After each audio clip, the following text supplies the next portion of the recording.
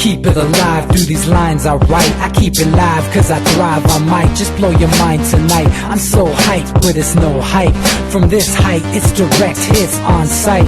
I'm your type, lend me your ears to show you that there's something in me. I'm not giving up, I'm standing right here, holding these days hostage. And I'll make this my year. We turning fear into love, and the love's in the air. I love doing this cause nothing compares. Nothing can share that same type of feeling when you feeling them flares. They can't catch it, it's havoc. I rip to a tear, switch a scenario on stereos, I leave them impaired. Variables start to change and they're all in my range. I just gotta grab it, it's all mathematics. Every step is drastic, I make it fantastic. I'm trying to take your breath away. Asthmatic. This is live through the stereo. Go and let it blow, blow through the stereo. I'ma let them know through the stereo. Yo, here we go through the stereo, stereo. This is live through the stereo. Go and let it blow, blow through the stereo. I'ma let them know through the stereo. Yo, here we go through the stereo, stereo. Yeah, just nod your head with it, so explicit and vivid. Every image is intricate, intimate. I put my all into it, no scrimmage and no rules. I'm a pro tool, hear my heartbeat, beat into the vocals. I'm so loco, lost my mind, oh no. It's ponderoso, dope, so no overdose, cause it's dope, yo. Man, this is house grown, mixed with some milestones. So I let the style flow down like the Dow Jones, bringing it with some foul tones, letting the crowd know we getting loud, so it's eardrum rudiments. Yeah, we bring it rude again. Move, little hooligan. Music for tuning in, full time to the 10. I'm on my clock like I told you. I'm doing this for dreams we pursuing. Hey everybody, welcome back to the Anti-Media Radio. Once again with your host, Nick Bernabe, here on UCY.TV. Thank you all for tuning in, and welcome back. Hope everyone had a great weekend, and I know we did here at the Anti-Media. Took it easy and did some work, of course, keeping things up to date. Make sure you check out the website, theantimedia.org, for the latest updates from all over the country and all over the world. I'm joined tonight with my awesome guest, Jake Anderson. How you doing tonight, bro? Good, buddy. Glad to be here. So we're going to talk about all kinds of stuff tonight. We're going to get DB on the show, who missed out a little bit last week. DB, how you doing tonight, bro? Hey, bro, doing pretty good, man. Just watching things change as usual in the world. And like they say, the only constant is change, right? So yeah, we're gonna be covering a few topics real quick. Then we're gonna have a special guest on from Mint Press News to talk about the Middle East and what's going on with ISIS and Syria and the refugee crisis and several other things. If you feel like joining the conversation, feel free to call us. You can join the show by calling 718-717-8296. And if you do call, make sure your mic is muted and your radio is turned off. Otherwise, we'll get some feedback, and we don't want to have feedback because we'll have to hang up on you, and we don't want to do that. Also, we are on the show. We're on this show live Monday through Friday. Jake, me, DB, and Manny are here Monday and Wednesday. And then SM Gibson and Shannon Madden Tuesday and Thursday, and Levon, of course, on Fridays, mixing it up a little bit of different shows each day. Of course, we're always here Monday and Wednesday with the hard-hitting stuff that everybody's got to know about that's not being talked about by the mainstream. Also want to welcome Manny Aguilar to the show. How you doing tonight, Manny? Thank you, Nick. I'm doing great. A lot of stuff happening. Busy. Looking forward to the premiere down here on the 43 in LA on Friday. And, of course, I'll be down there your way in San Diego, so everything's looking good. I need to ask somebody, how can I clone myself a couple of times? Because, man, I tell you, sometimes I wonder if I can be in 3 places at one time, you know what I mean? Yeah, man. I'd be down to help clone you, too. That way we can have one of you down here in San Diego with us and one of you in LA, and we send the other one out on the road. No, I'm telling you. You just deploy your consciousness. You outsource your mind to like a remote machine. You don't need to clone yourself. You just kind of... we could put your mind onto one of those quad-rotor drones. Yeah, there and you we go. could just fly you up and down the West Coast whenever we need you. You know what I mean? And you can double his pizza delivery. Yeah. I hear you. So shout out to DB also and Jake Anderson. Hey, buddy. So quickly, I'm going to go over a couple headlines on the anti-media. California legislature has passed a bill. Now it's going to the governor's desk, and it's going to help demilitarize the police. And I guess this isn't really funny, but it's just a weird tidbit. It's going to ban cops from getting grenade launchers and tracked armored vehicles, so basically tanks. So I guess that's a good thing. The fact that other departments around the country are still able to get grenade launchers and tanks from Program 1033 from the DoD, that's a little concerning, but at least here in California, we won't be having tanks and grenade launchers in the streets anymore. Covered by Derek Bros today as well, actually yesterday, a new study out of MIT warns about the dangers of geoengineering, weather modification. It's being talked about pretty seriously right now because of all the climate change, all the stuff going on with the climate right now and the droughts and, this extreme weather events. So they're talking about geoengineering to try to, first of all, provide more rainfall and deal with global warming and things like that.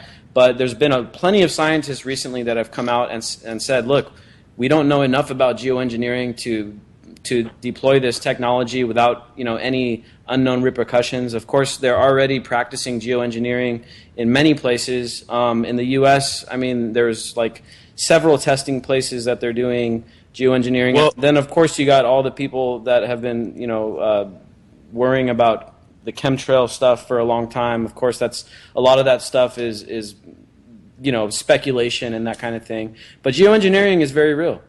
Well, the jet stream it flows east to west at about 300 miles an hour, Nick. And if China or Russia, those are the only two countries that probably could make a HARP themselves, could disrupt the jet stream and make all the rain fall in the ocean and make a huge giant warm blob you can see from a satellite in space, then it stands to reason we're maybe being a victim of weather wars.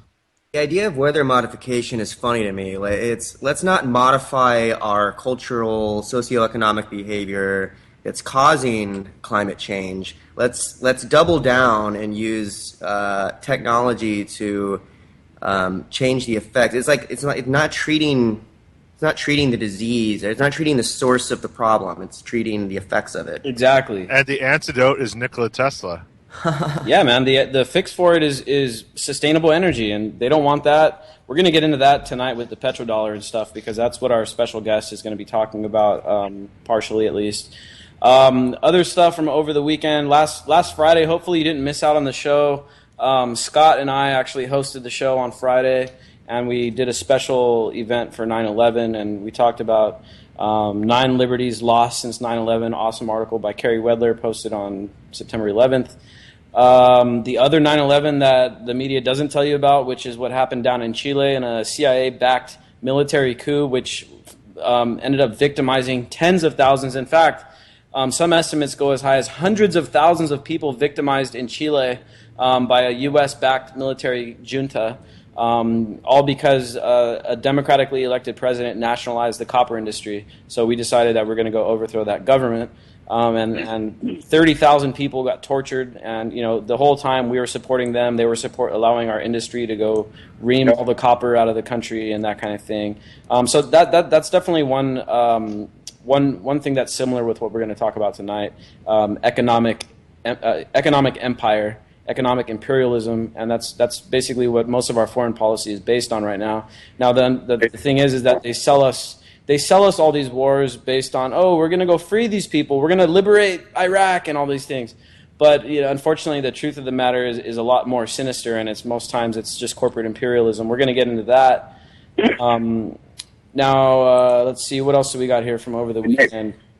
Oh yeah, there was some declassified documents that came out regarding the CIA relationship with Hollywood. This is amazing. There was a movie called Zero Dark 30, which is about the capture and killing of Osama bin Laden, and it shows that the CIA was rubbing elbows with Hollywood on that film, and just kind of goes to show the amount of influence the CIA has in the propaganda in Hollywood, and also how gullible the CIA is as well, because the filmmakers actually, I don't want to call it bribing, let's just call them favors, but they gave one agent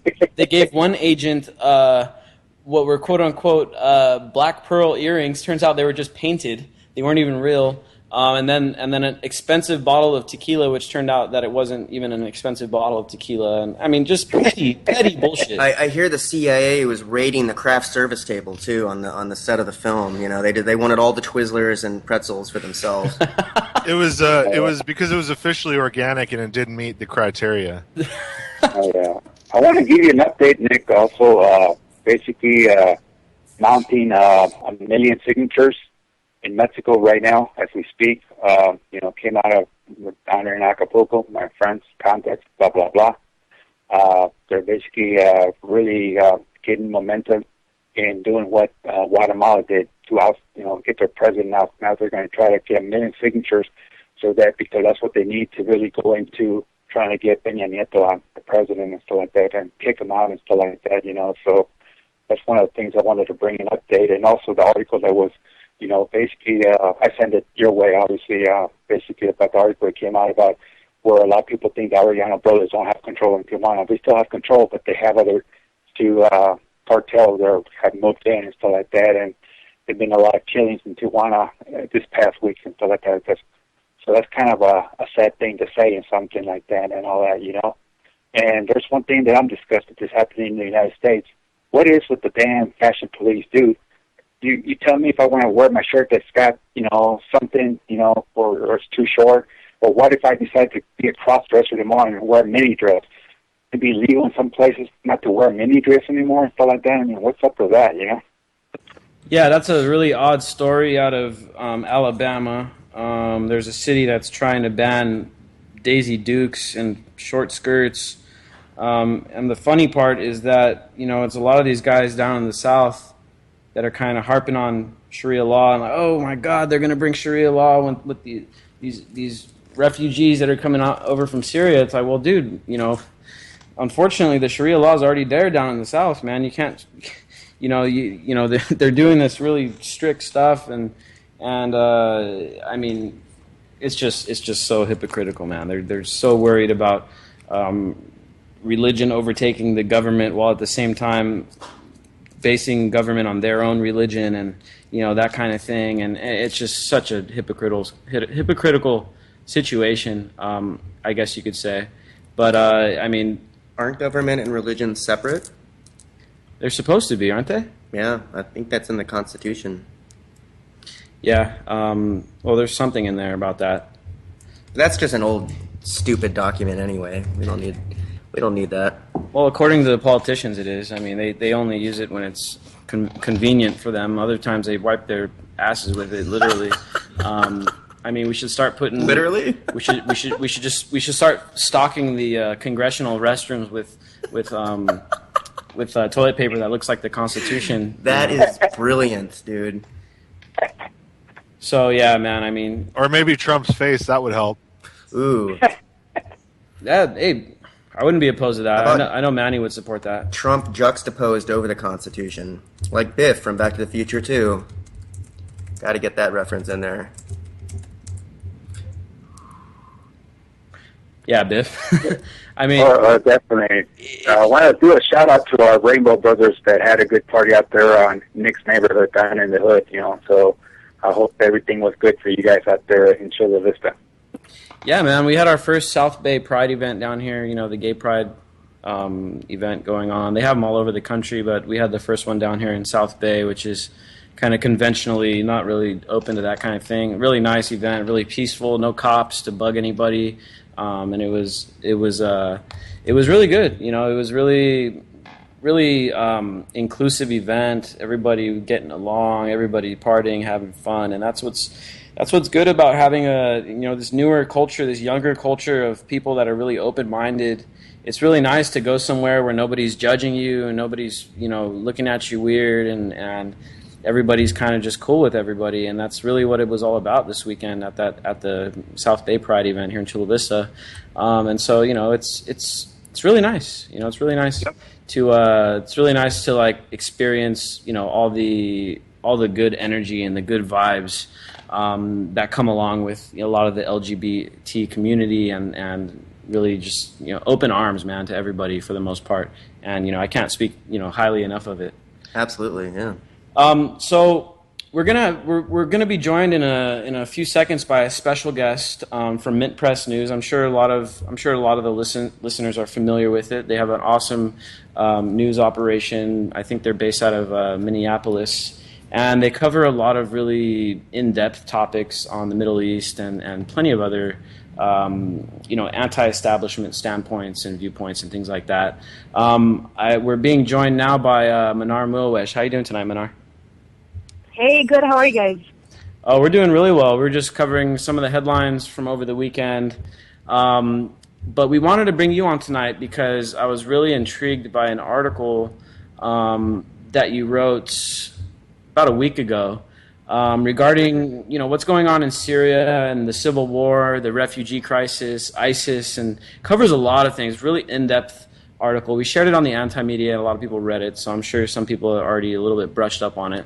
But anyway, we're hoping you can come on tonight and maybe go a little in-depth on that. But first of all, can you tell our audience a little bit about yourself and about Mint Press News real quick?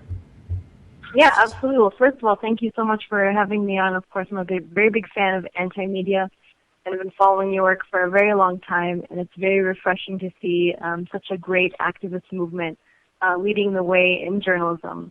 But Mint Press News is an independent online watchdog journalism organization, and we focus our coverage on issues pertaining to how economics basically shapes our policies at home and abroad. And we try to give all of our coverage, to provide all of our coverage through the lens of social justice and human rights. And what inspired me to start Mint Press about 4 years ago was the fact that people are so thirsty for real news. I mean, a recent Gallup poll showed that over 60% of Americans don't even trust the media. I mean, it's very obvious and very clear that it's sensationalized, it's not working in the interest of the public, and people just simply don't trust the media. And it's time for, a watchdog style media to help keep people informed.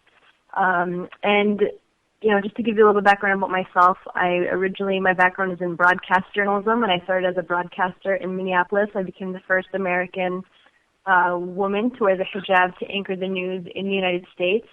But my interest in journalism goes back further, of course. I lived 4 years under Israeli occupation and apartheid, and because of those experiences, after we moved back to the United States, I turned to the media, of course, to get information about what was going on overseas in the Middle East, in Palestine, and the media was flat out lying and, just basically showing that Palestinians were, terrorists and they were just an other. And that's why I started Mint Press, is to give people that live under war zones a voice and, the underprivileged a voice. So that's what inspired me to start Mint Press. Awesome, and I think you guys are doing a great job. And I've been seeing your posts get more and more people reading them, and it's getting a lot of traction even on Google News. And I see your articles all the time when I'm on Google News, looking at what is being pushed out there. I'm really glad that you're able to kind of decode what's going on with the Israeli-Palestinian struggle going on over there, because as you mentioned, the corporate media coverage is just so utterly biased against the Palestinians and in favor of Israel. And a lot of people don't realize how much money the everyday person in the U.S. that pays taxes, which is everybody that lives here. I don't care if you're an immigrant. I don't care if you're born here. I don't care if you're here in the U.S., you're paying taxes.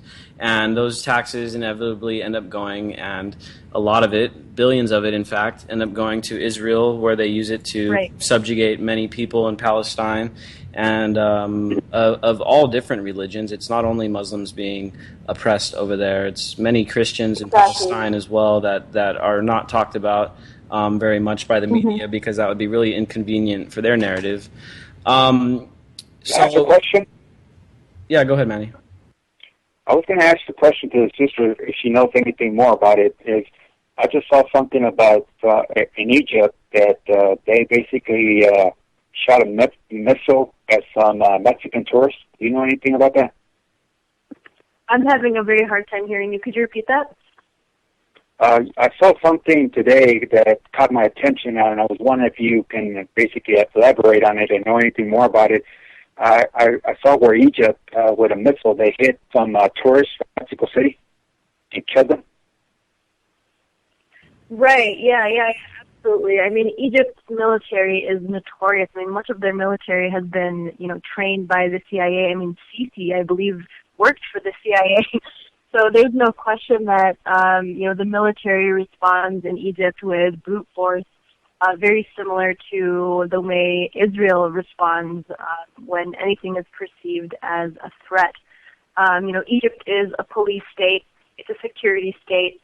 And anything that poses some sort of, perceived threat, they're going to attack with brute force. I mean, in fact, just a couple of days ago, Amnesty International released a report that I think it was like a 10-year-old Syrian refugee who was trying to board a ship, who was escaping war-torn Syria, was shot by Egyptian soldiers.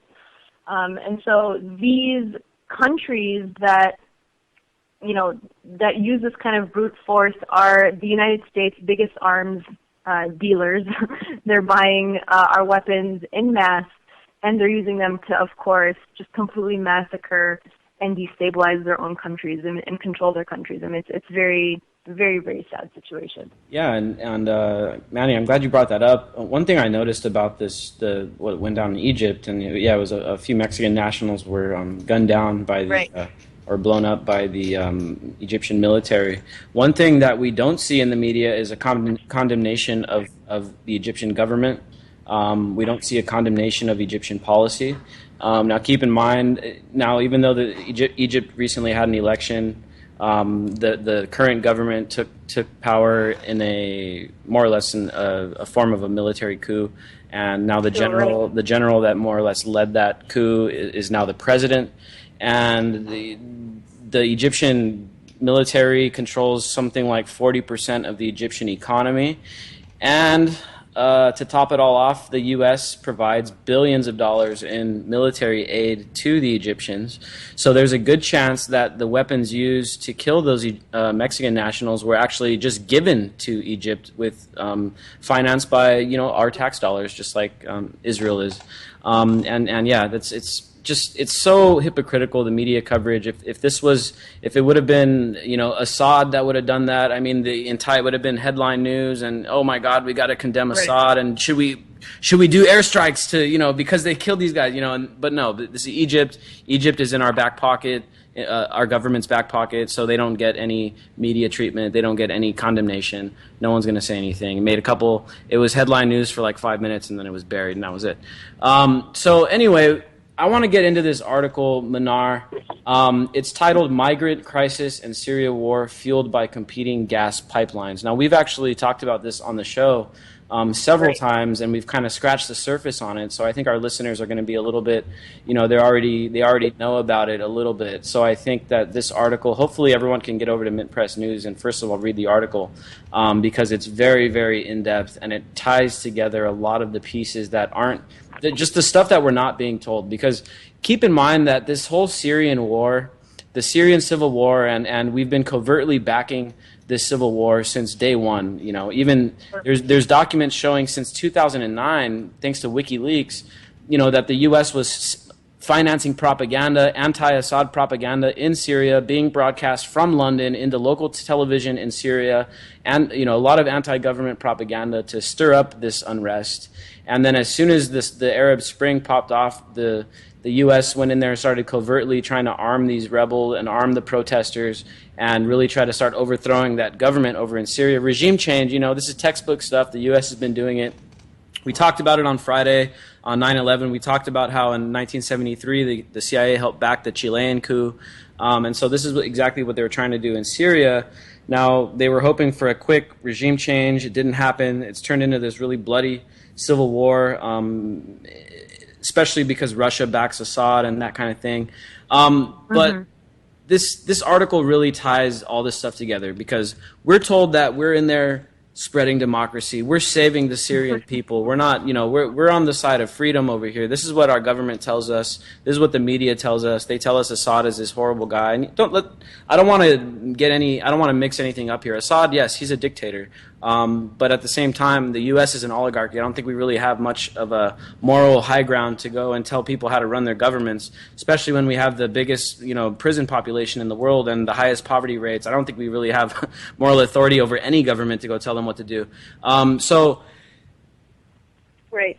This narrative, I think, is just kind of falling apart at the seams. And what it really comes down to, just like almost all other foreign policy with the United States, is economic imperialism. And Mnar, can you tell us a little bit about the economic, the economic headwinds that are going on in Syria, and why is this whole thing happening?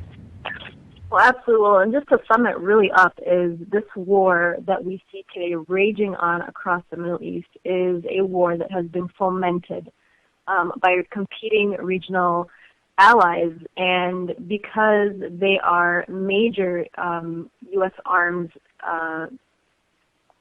customers, they have a lot of say in and how much they can pull the United States into these wars. And most notably, if we look at countries like Israel, even more than Saudi Arabia, Iran and Syria and Hezbollah, which are the kind of regional axis that have stood up against U.S. imperialism, have been Israel's biggest target in the region. They're the last standing pillars that have stood up against Israel's occupation in Palestine. And so if you actually look at the documents released by WikiLeaks, in 2006, it actually reveals Julian Assange did a recent interview on RT, and he actually broke down these leaks. And he explained how all of what we're seeing happening in Syria today was actually direct orders given by the Israeli government in 2006 to overthrow the Syrian government, and for two major goals. The first one is to destabilize Syria, specifically to weaken Iran and Hezbollah. Israel, and the second reason, of course, is because Israel is, just like the United States, it's an imperialist state, and it's a militarized state, and it needs resources, needs energy. And where it's getting its energy currently is from the Golan Heights. It's stolen Syrian land from the Golan Heights that Israel seized in 1967. The other place it gets a lot of its resources, of course, is Gaza, and of course from Sudan and Kurdistan. And those, areas are very much unstable locations. And so that's the first player in that conflict. In these plans between Israel and the United States, the discussion was the only way to overthrow the Assad government was to use religious sectarianism, because Syria is a very, very religious state. And something that the Syrian government, Hezbollah, and Iran all have in common is that they have ties to the Shiite religion. And so the only way to sell war, of course, to the public is to create some sort of enemy. We don't go and tell people we're going to wage a war for economic resources. Nobody would jump on board and say, yeah, we're going to go bomb these countries because we want their oil or we want their resources.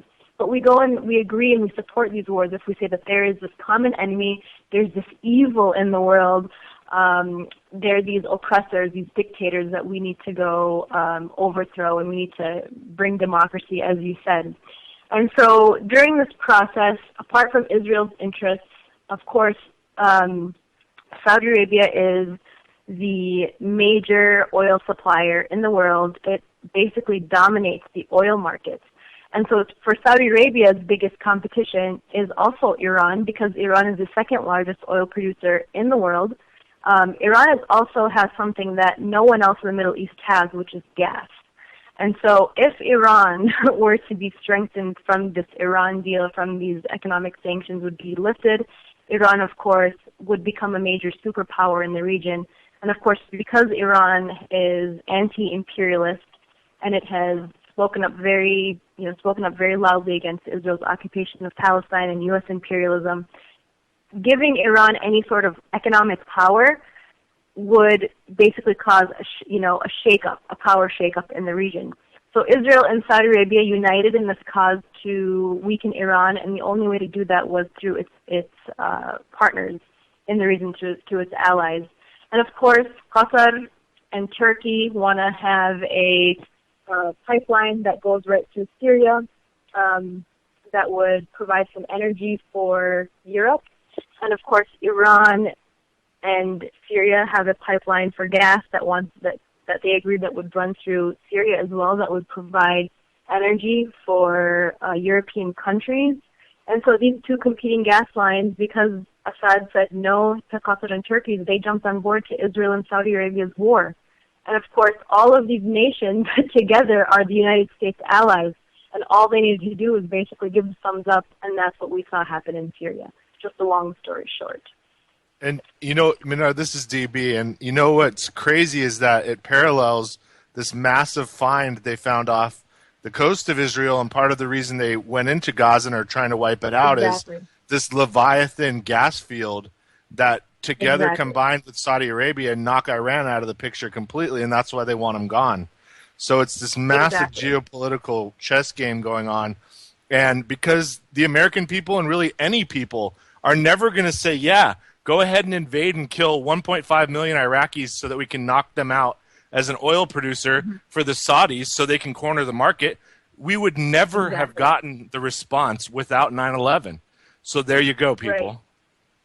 Exactly, and I think, everybody has their eyes on Syria, what's happening in Syria, rightly so, but really what this all boils down to is an attempt to really corner Iran and weaken Iran, destabilize Iran because of its economic because it's on its way to becoming an economic superpower. And I'm not talking about any economic superpower. I'm talking about economic superpower on the same level as China. And that's a very, very big deal for the region. And they also represent the Persian Empire, and you have to go back even to the Crusades, as insane as that sounds, because the same people are running things on both sides. Think about it as a holy war in that way, too. Right. So I think Mnar, go ahead. Yep. I wanted to see. I have this. I see some other headwinds flowing out of the region that kind of tie back into the U.S.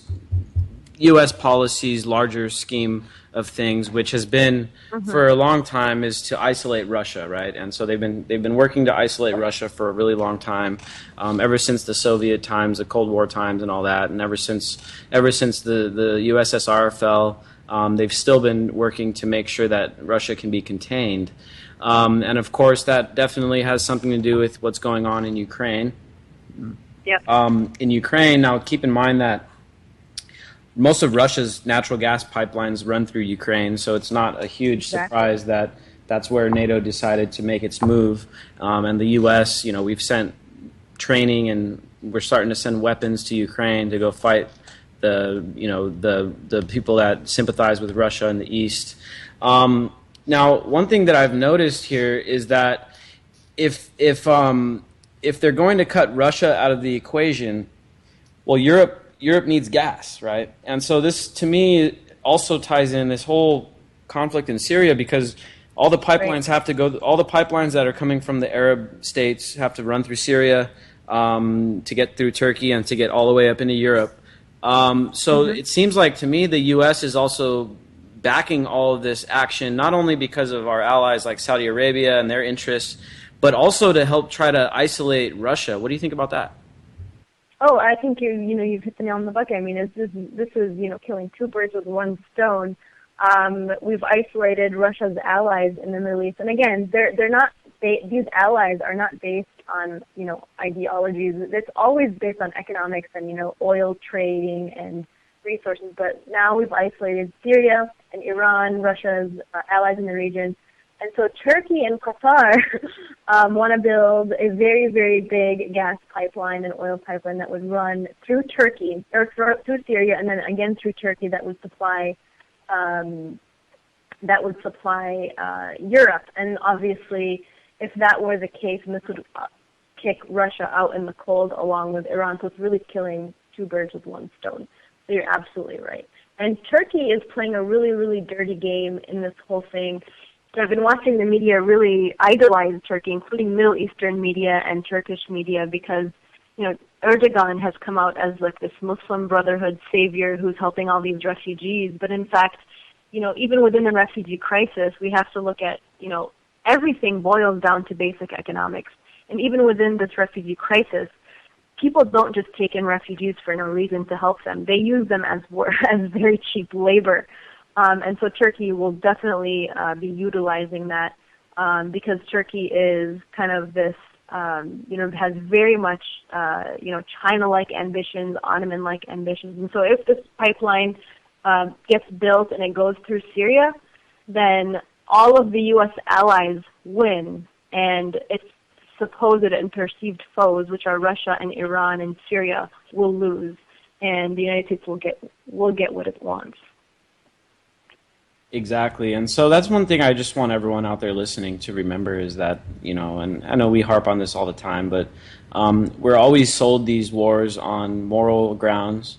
But in the end, they almost 99% of the time it boils down to economics and establishing trade routes. Like, long time ago, it used to be about, shipping lanes in the ocean and that kind of thing. Now they're trying to build shipping lanes for oil pipelines and that kind of stuff.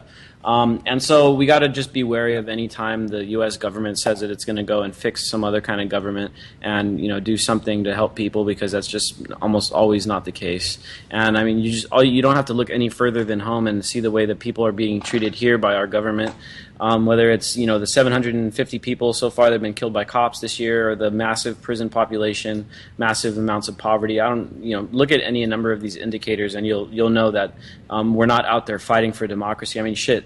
The U.S., according to recent studies, is an oligarchy. It's not even democracy. So we have no business telling people how to run their countries. I mean, it's just complete insanity, man. Didn't Putin recently said that? He came right out and said, where does the U.S. get its gall, telling other countries how to be a representative democracy when we have such little moral regard for our own people, Yeah. And one of the ways that the U.S. gets away with pulling the wool over the eyes of American people and American voters and things like that is divide and conquer, right? And we all know, like, the two-party system, and they use a bunch of different things to divide and conquer us, whether it's the LGBT issues or, legalizing cannabis, or whether it's just Democrat, Republican, or East, West, North, South. I mean, divide and conquer is the name of the game, right? And this is what they've been using against us to, keep the status quo going for a long time. Now, one of the points that you hit on this in this article, Mnar, was about how the divide and conquer scheme really played out in Syria, and I read an article recently about Iraq and how the U.S. used a lot of propaganda and a lot of techniques via the CIA to divide and conquer in Iraq as well, to create a Shia-Sunni divide and turn them against each other, and even they created a divide just within Sunni factions and started having them fight each other as well to help destabilize the region. Why is it that they do that, and how is it that they go about doing it? Well, sectarian strife in Syria and Iraq have been very much engineered to provide a cover for a war for access to oil and gas and the money and power that come along with it. I'm quoting actually my article. With the Middle East, every conflict in the Middle East has been painted and portrayed to the public as a religious fight. This is the oldest trick in the book. It's an Orientalist way of demonizing people across the seas to justify wars abroad. Right now we have major Sunni nations that are in power, and they're not actually Sunni. I mean, these countries like Saudi Arabia are engaging in sex trafficking, and they're the largest manufacturer of terrorism in the world. They're police states. They're oppressing. They're beheading people. I mean, none of these things that they're doing are even close to what Islam teaches, but they are, they're sheep, they're wolves in sheep's clothing to the people in the Middle East, and even to the people in the Middle East, they're selling themselves as these Sunni states. And the only way to weaken other countries like Iran is to throw this Shiite-Sunni war, that Iran has some sort of agenda to convert every poor Sunni person into Shiite Islam. And so this very thing was used starting in 2001, before before the U.S. invaded Iraq, the word Sunni and Shiite were never uttered on people's mouths in the Middle East.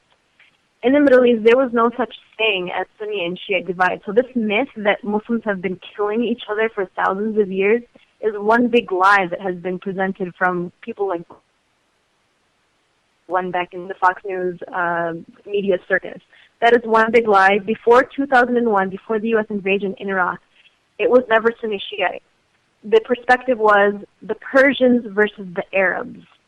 But once a Shiite government was put in place in Iraq, and they were given the power, and they became friendly with Iran, and Iran finally had a new ally for the first time in the Middle East, for over 30 years, Saudi Arabia specifically saw this as a very, very big threat, and that's when we started to see this push for sectarianism in the Middle East. That's when we saw the United States training those Shiite death squads going around in those cities to massacre people, and we saw, Saudi Arabia for the first time in a long time oppressing the Shiites in their country. But really, if you look at, there's something called the Shiite Crescent in the Middle East, which is where all the oil lies across the Middle East, from Saudi Arabia to Bahrain to Iran to Iraq. That's actually where the majority of Shiites coincide in the Middle East. They coincide along all of the major oil and gas-rich areas in the Middle East.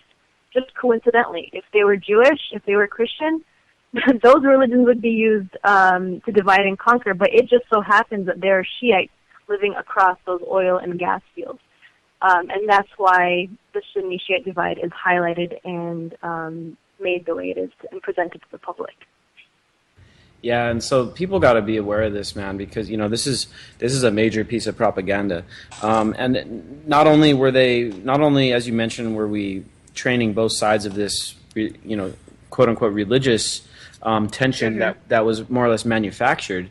I read, according to some leaks that I read recently, they were also disseminating propaganda in Iraq to try to pit these groups against each other and create this sectarian violence. So, I mean, this is a really cruel way of warfare, psychological warfare, PSYOP, and that kind of thing that the U.S. government is undertaking over there, all over the Middle East.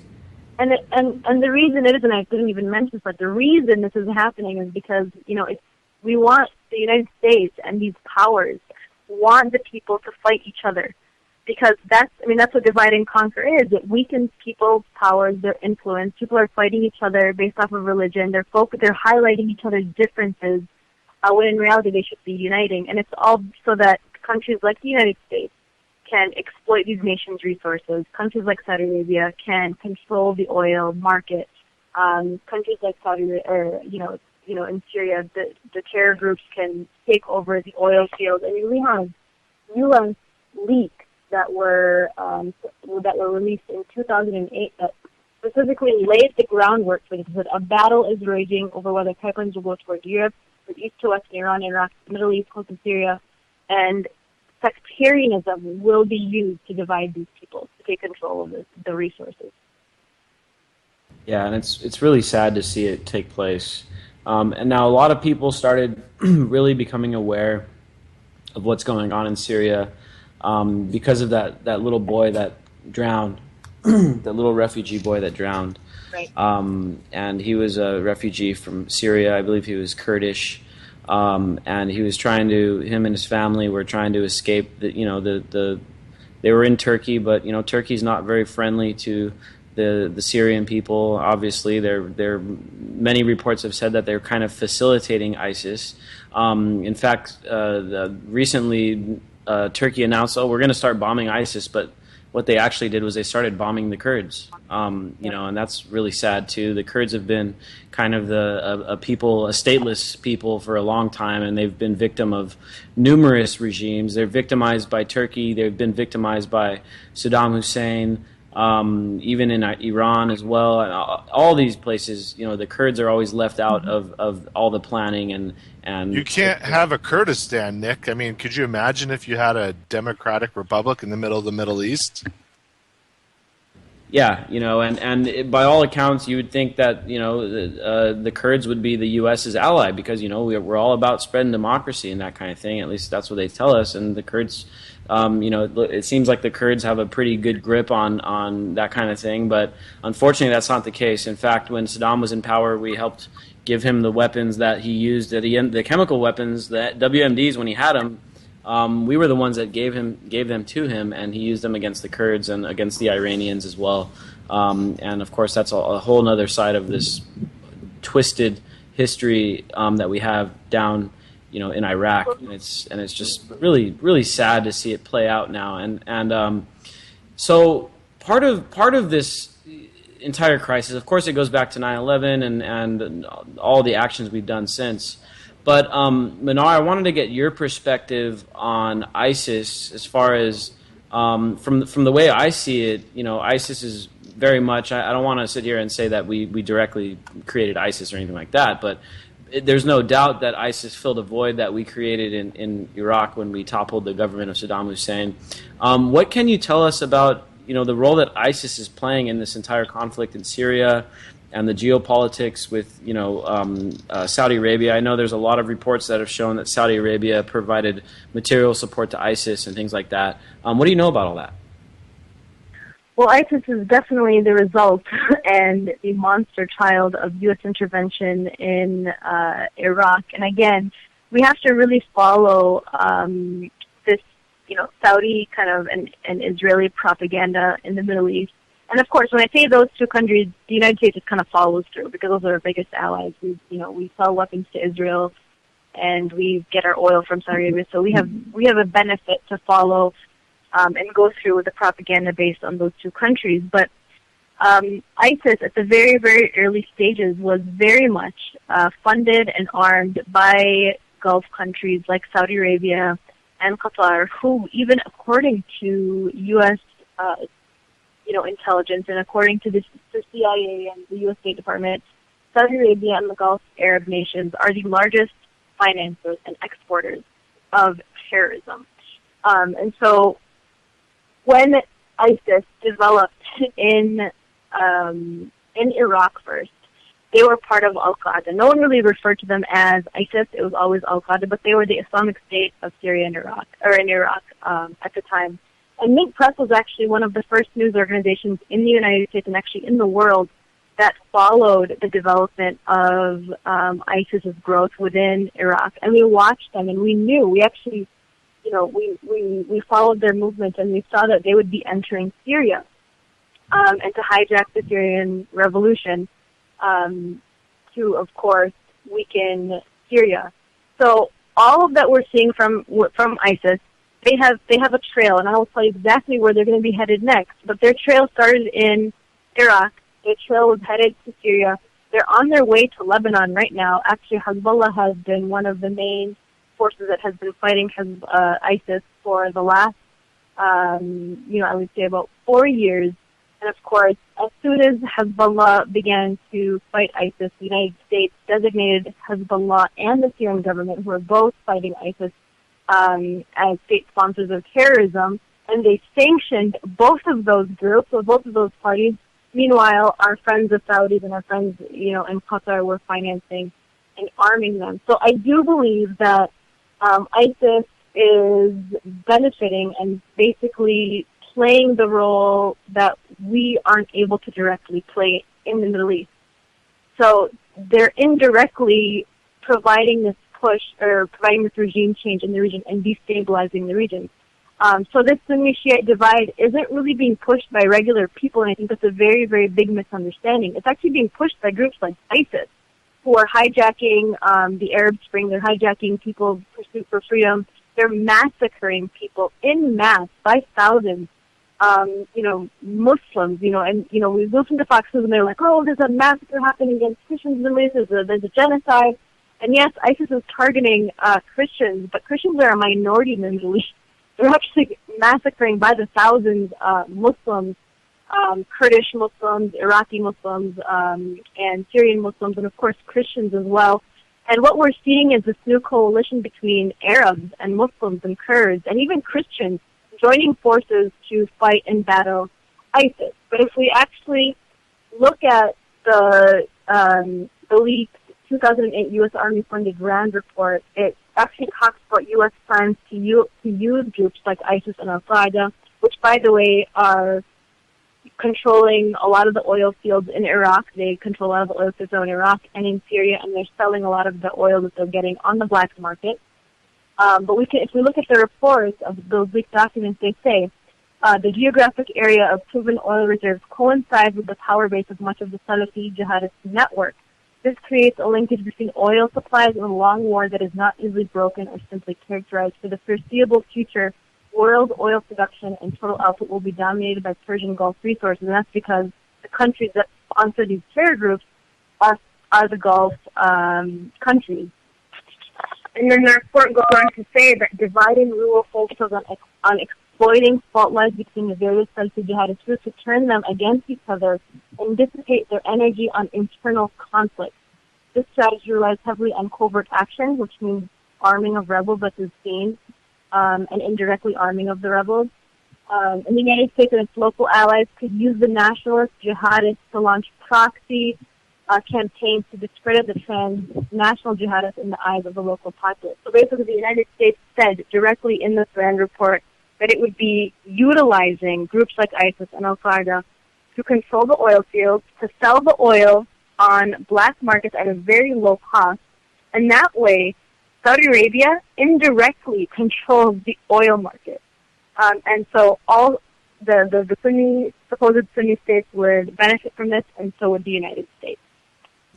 I mean, that's just it's sickening to hear this stuff, and to hear what's really going on out there. And now I got this other report here that we covered on the anti-media. It first originally appeared on commondreams.org regarding some of this reaction to the refugee crisis, and of course the Syrian boy and the family that drowned out there, and of course they don't make much in the media regarding the Libyan refugees that are constantly dying and drowning thanks to our toppling of Muammar Gaddafi. What has been known as Hillary's war, and there's a lot made of her emails, but there's not very much made of what she did in Libya, and that's the real conspiracy that nobody's talking about.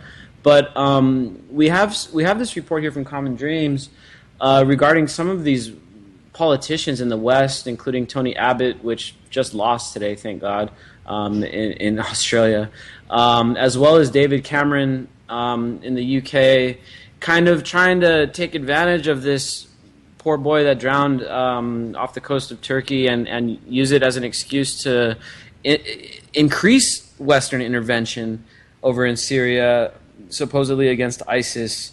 But as we covered on the anti-media recently by Dan Sanchez, a lot of this refugee crisis is caused by U.S. intervention, as Mnar, you were kind of reinforcing just now.